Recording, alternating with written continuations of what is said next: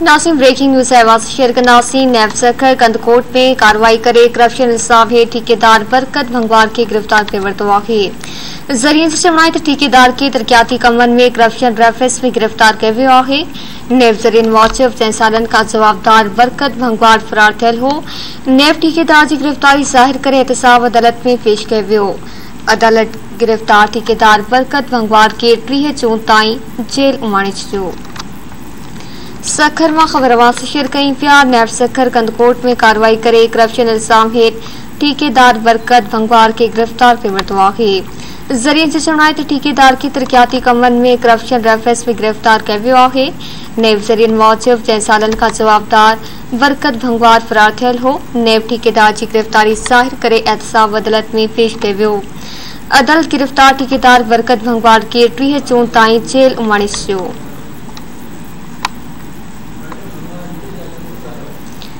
खबर आवाज़ सखर में शेयर कई पिया। नैब सखर कंदकोट में कार्रवाई करे करप्शन इल्ज़ाम हेठ ठेकेदार बरकत भंगवार के गिरफ्तार करे वरतो आहे। सखर में तफसील मालूम कंदासीं। मोरड़ो महका जी मोरड़ो आगाह कजो। जी बिल्कुल।